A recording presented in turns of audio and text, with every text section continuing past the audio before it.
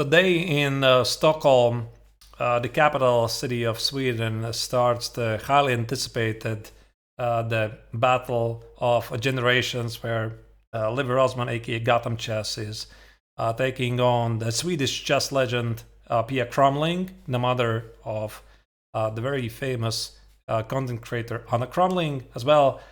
And in this recap, I'm going to go through the very first game, the classical game they play today. So the match format is that they're going to play against each other 4 classical games. This was game number 1, followed by 6 rapid games, and then 12 blitz games. So for Levy, this was essentially return to the classical chess after his disastrous result in the New York City Invitational GM Norm tournament, where he scored unfortunately 2 points out of 9, and then he essentially had 2 months break to recover and come back to fight for, once again, for the precious rating points, which is going to be important on his journey to get the Grand Slam title. So he decided to play d4.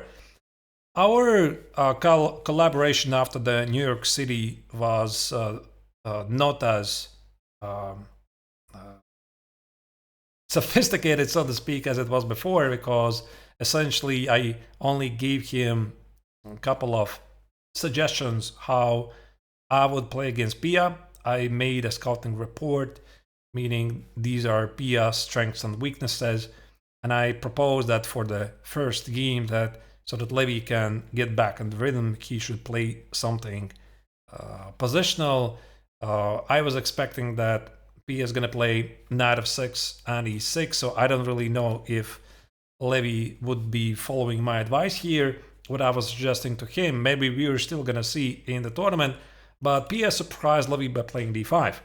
Now, in the confessional booth, Levy said that he expected that Pia might play this. He had prepped to play the London system, which is a very nice positional way to get a nice and simple game. Exactly, that's what you need for the very first game in the match.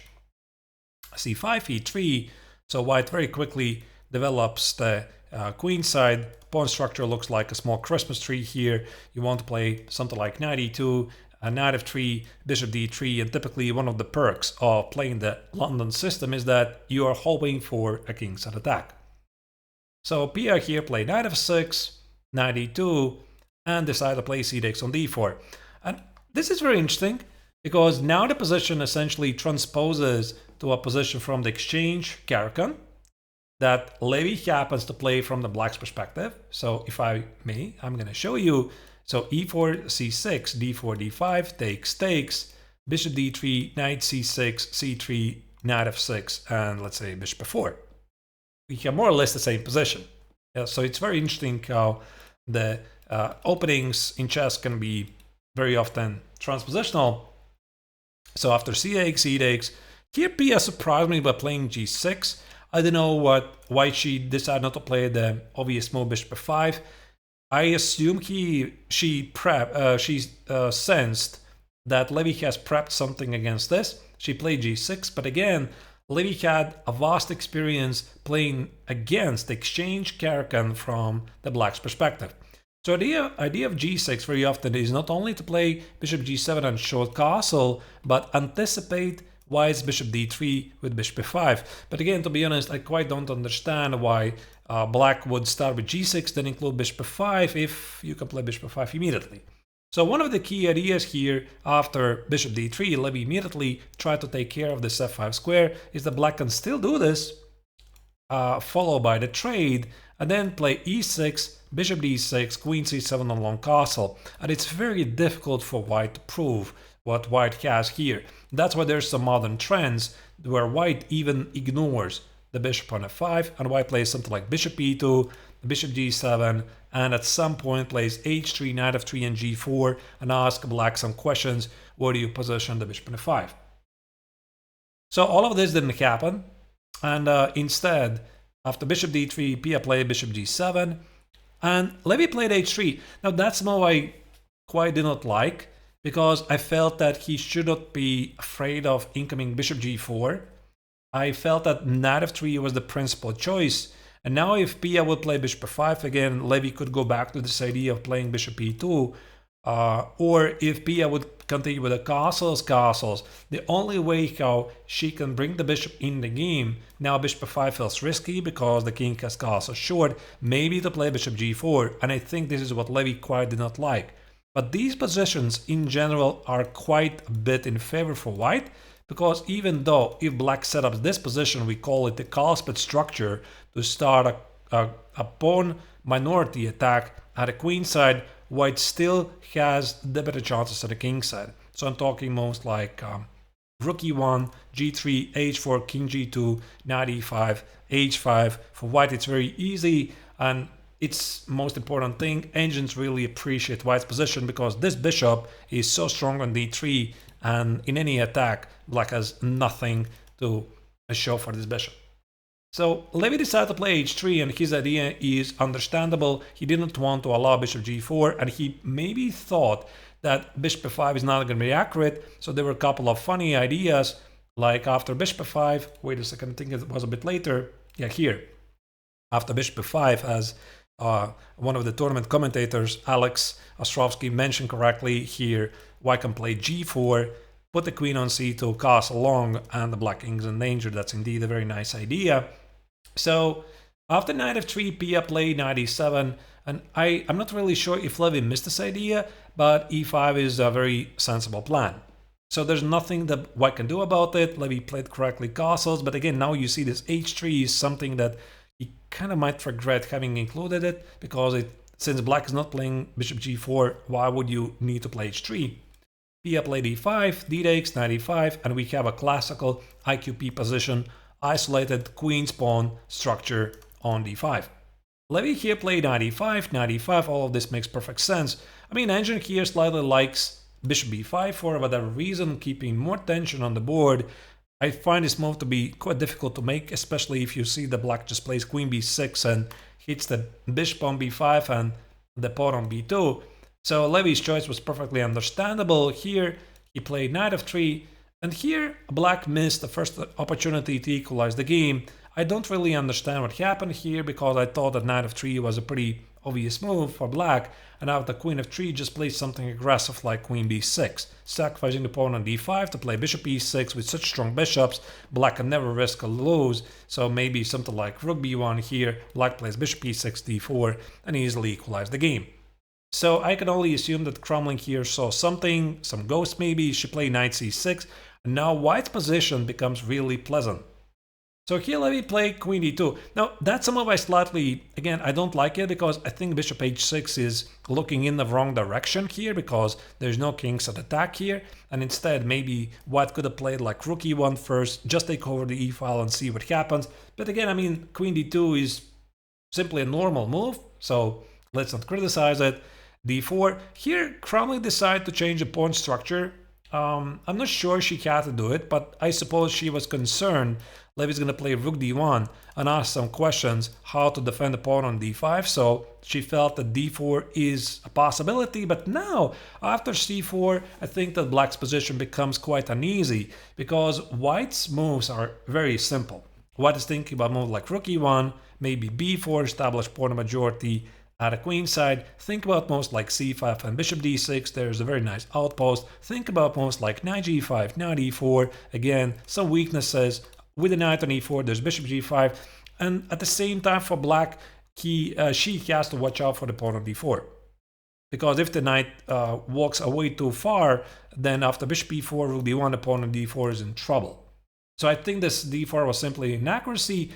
Pia played a5, and here Levy spent about 6 minutes to play rook e1. I like this move, and he was looking really good so far. And here, bishop e6, Pia played very quickly, followed by knight g5. Levy applied some pressure here, and Cramling played bishop d7. Now, until this moment, Levy was playing perfect. And I was briefly following the live broadcast, and I was feeling very, very optimistic about his chances, because he has wonderfully positioned the pieces. Black's setup is quite awkward. There's an obvious weakness on d6, and I thought that what Levy should have done here is think about how to exploit the weakness on d6. So why not knight e4, knight e6? Because I like the knight on g5, it applies some pressure. When you're thinking how to improve your pieces, obviously the bishop on d3 could do a better job, and that's why here the best move, which is also fully endorsed by the engine, is to play c5. Suddenly there's the very big threat, bishop c4, asking some direct questions for black how to defend the pawn. So if black plays h6 to get rid of this annoying knight, white can play knight e4, which simply fuels the knight's jump to d6. I don't know what really black's supposed to do here. The pawn now is under attack since the queen on d2, bishop f4 is conveniently placed. Maybe play something like g5, retreat with the bishop. Now black has to probably continue charging forward like f5 or bishop f5. But even here with the naked eye, you can see that black is in trouble. So the knight on d6 is a monster. Garry Kasparov once famously said that the knight on d6 is worth a rook, and Levy just has a fantastic position. He could have had a fantastic position. So the c5. Also, immediately knight e4 with bishop g5 or knight e6 make perfect sense. And now Levy spent here about 24 minutes to play rook d1. And I was quite unhappy about this because I thought, okay, even though if there's nothing wrong with the move rook d1, I understand there's a pressure to the pawn on e4 and you complete your development. But still, if you want to make such a move, you have to do it like in 3 minutes, not more. So when you're not looking for some forcing calculations, you cannot sit here to spend half of your time and play rook d1. So sadly, this is still something that Levy has to improve proper time management, because sometimes he spends his time a bit too much on the very obvious moves, and then for non-obvious moves, he plays it very quickly. And he knows this is a problem, and it's to be worked on. So he played rook d1, and now the major difference is that after rook e8, I think what he did is he simply forgot to look for Cramling's counter ideas. Now black wants to play knight e5. So the difference here is Levy played c5, but now black can play knight e5. You see the big difference here. If he had played c5 immediately with bishop c4, black has no knight e5 because white has so many attacking pieces on e5 square, and black is not in time to play rook e8 because after bishop c4, the pawn on f7 is hit. That's the difference. So this move rook d1, it feels like it's a good developing move, but this position was simply requiring concrete solutions. So here rook e8 was played, Levy now played c5, maybe he still had to change his mind and do something else, like maybe take it here, play rook e1, keep the positional advantage, rearrange the knight on e4, knight e6, maybe then play c5, bishop c4, have a very nice position, but he played c5, and now after knight e5, suddenly black is in the game. And I think that this is something that unsettled Levy, because he felt that the position is getting out of his control, and he started to burn quite a bit of time. You see again 6 more minutes on this move, bishop e4, and after bishop c6, I thought at this moment he should have thought about a way to bail out, try to escape the draw, because clearly when you feel you start well but the game is not going your direction, fine, whatever, just make it a draw. It's a long match, and draw is still good. And in this position here, Levy made another inaccuracy. He played queen c2. What he could have done, he could have included a trade, bishop takes on c6, and after knight takes on c6, you see again we have the same ideas, rook e8, rook e8, rook e1, knight e4, knight e6, and the position remains level. So Levy played queen c2, d3 was a very nice tactical idea, d3, queen f6, black would get a super fantastic compensation. Let's maybe not go into that detail. Here Cramling played the obvious move h6. Now again, bishop c6 was promising Levy a nice game, and maybe what he missed from afar is that after bishop c6, knight c6, there's some tactical shots like knight f7. I mean, you have to be tactically sharp in these positions. Queen b3 hits the knight, queen b7, and white would simply win. So here after bishop takes on c6, Cramling would have to take with a pawn, and again knight e4, knight e6, anchoring the knight, and white is probably slightly better, but yeah, maybe it's about balance, not really sure. So what happened is that Levy decided to take on e5, not a very fortunate trade, and after knight f3 takes, you can already sense that if somebody's pushing here, it was only Pia Cramling, because now she has a very strong bishop on g7, and white's knight on f3 is not as great. So what happened here was A small inaccuracy, knight x on d4. It was not easy to spot with only 6 minutes on the clock that the best square for the knight is to position it on d3, start with knight e1, knight e3. This knight wonderfully blocks all of black's position, and only after queen c5, now play queen b7, knight e3, and maybe, who knows, maybe what would still play this position for the win, having a chance to organize an outside pass pawn, and this bishop on g7 maybe is not that great after all. So what happened here is that after knight e4, queen c5, the position is still level, and here Levy played a very bad move, knight b3. I don't know what was the reason. It's a very tempting move, hit a queen on c5 with a tempi, but the problem is the knight on b3 is doomed. So I think, again, it has some psychological reasons, because the knight on b3, it's just a terrible square. So any move basically for white, knight f3, knight c2, I think knight f3 is probably the most sensible move here. And if bishop b2, you could always take on b7, and I'm sure he would find better prospects in this position. So what happened is that after knight b3, queen b4, now Levy's position was spiraling out of control. So he traded the queens and he started to go for activity, but again with the knight on b3 it's difficult to be active, and he wound up himself in an endgame with down a pawn. Maybe he missed from afar bishop f8, the pawn on b4 is now defended, and now Cramling was having an extra pawn. So the game continued. Levy of course was looking for his activity here. Cramling was having difficulty to find a way to crash through. Now Levy here played knight a5, maybe king e1 was more precise to ask black to define the placement of the rook here. It was a time scramble for both players. Knight b7, bishop e7, knight a5, and now after bishop c5, this was a missed shot by Levy. Suddenly white is dead lost, because not only black has an extra pawn, but a pawn on b4 also is very strong. So Levy played knight b3, gave up the pawn, continued to fight, and it was very difficult for him to do anything, because the point is, if at any moment he does take on b4, this pin simply kills, because black's idea is to play something like this, or bishop e3, bishop d2, and you just cannot walk away from the pin. You play rook a5, there's bishop b8 check, and then black just collects a knight on b4, and that's the reason why he was not collecting the knight on with the knight on b4 at all. So he kept harassing the rook here, moving here and there, and he was succeeding up to a certain point where Cramling was having a serious time scramble. But now, a couple of moves later, she gave up the pawn on b3, activated her pieces, and now Levy was losing the second pawn. You see the pin now remains, but from the horizontal side, Levy found some tricks. He lost the second pawn, but unfortunately with two connected pass pawns, a very strong active rook, there was nothing he could have done. Like here, he had to resign.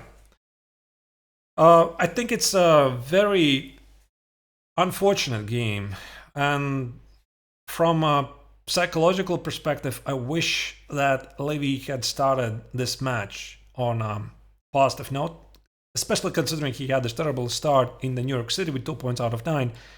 But I mean, still, it's a long match. It's only the first loss.